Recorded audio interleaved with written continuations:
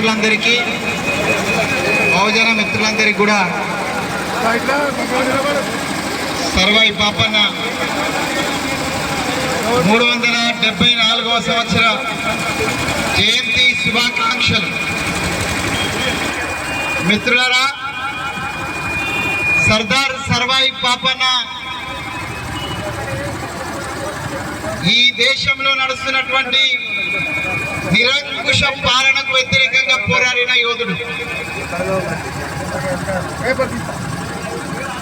బాబాసాహెబ్ అంబేద్కర్ ఈ రాజ్యాంగాన్ని రచించి ఈ దేశ ప్రజలందరికీ కూడా ప్రతినిధి అయితే, ఆ అంబేద్కర్ని ఎలా కొన్ని కులాలకు పరిమితం చేసేటువంటి ప్రయత్నం, ఒక కుట్ర జరుగుతున్నది.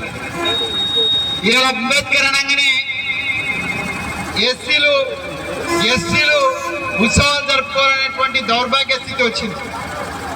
మిత్రులారా, సర్దార్ సర్వాయి పాపన్న విషయంలో కూడా ఆ తప్పు జరుగుతుందేమో అని నేను భావిస్తున్నా. సర్దార్ సర్వాయి పాపన్న రాజ్య హింసకు వ్యతిరేకంగా అప్పుడు నడుస్తున్నటువంటి రాజులకు వ్యతిరేకంగా ప్రజలను, సమస్త ప్రజలను, ఇక్కడ ఉన్న అందరూ ఎక్కువ మంది గౌన్లో ఉన్నారు, గౌన్లోనే కూడబెట్టుకొని యుద్ధం చేసి నేను అనుకుంటే అంతకన్నా పొరపాటు ఇంకోటి లేదు. మనోళ్ళు లీడ్ చేసిండు అంతే. కానీ ఆ లీడింగ్ లో ఎస్సీలు ఉన్నారు, ఎస్టీలు ఉన్నారు, అగ్రకులాలు ఉన్నారు, అన్ని వర్గాల వాళ్ళు ఉన్నారు. ఆయన మొట్టమొదటి ప్రయోగం కేవలం ఒక రెజిమెంట్, రాజ్పుత్ రెజిమెంట్ అని బ్రిటిష్ వాళ్ళు పెట్టినప్పుడు, రాజ్పుత్ రెజిమెంట్ అని, సిక్ రెజిమెంట్ అని, ఇట్లా రెజిమెంట్లు కులాల వారిగా పెట్టినారు. దానికి విరుద్ధంగా అన్ని వర్గాల రెజిమెంట్ నడిపినటువంటి మహాయోధుడు సర్దార్ సర్వాయి పాపన్న. కాబట్టి ఈ సమావేశము, ఈ సభలో, ఈ యొక్క ఉత్సవాలు కేవలం మనం కాదు ముందుండాల్సింది, మనతో పాటు రవీంద్రరావు గారు ముందుండాలి, మనకంటే ముందు. ఎందుకంటే ఆయన అందరిని లీడ్ చేసి మొన్నటిదాకా ఎంపీపీగా ఉన్నాడు. సో ఎంపీపీఏ లీడ్ చేయాలి మనల్ని. ఎందుకంటే అందరికి సంబంధించిన సర్దార్ సర్వాయి పాపన్న మాధవ్ రెడ్డి గారు లీడ్ చేయాలా, సుదర్శన్ రెడ్డి గారు లీడ్ చేయాలా, ఇక్కడ ఉన్నటువంటి రేవంత్ రెడ్డి గారు లీడ్ చేయాలా, లేకపోతే కేసీఆర్ లీడ్ చేయాలా.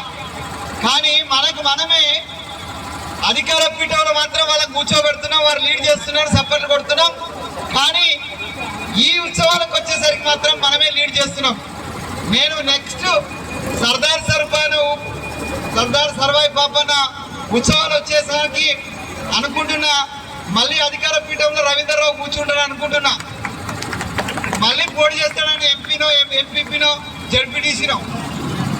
కాబట్టి మాధవరెడ్డి గారి ప్రతినిధిగా ఆయన ఇక్కడ వచ్చినాడు.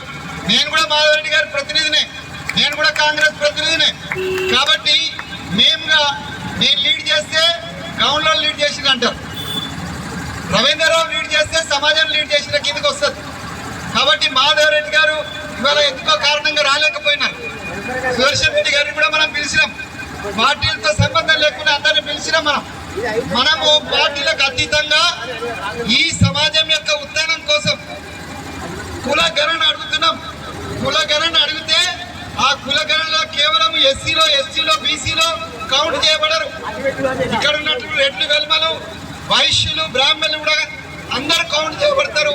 వారి వాటాను నిర్వహించే అవకాశం వస్తుంది. కాబట్టి కులగణనకు కాంగ్రెస్ పార్టీ కట్టుబడి ఉన్నది. ఆ రకంగా కులాల వారిగా విడిపోవడం కాకుండా మా రోజు వీరన్న యొక్క ప్రయోగము కులాలు గట్టిపడి, ఆ గట్టిపడ్డ కులాలని ఒక దగ్గర రావాలనే ఉద్దేశము. ఆయన ఉద్దేశాన్ని పూర్తి చేద్దాం, సర్దార్ సర్వాయి పాపన్న ఆదర్శం తీసుకొని ముందుకెళ్దామని తెలియజేస్తూ అవకాశం ఇచ్చిన మీ అందరికీ కూడా ధన్యవాదాలు.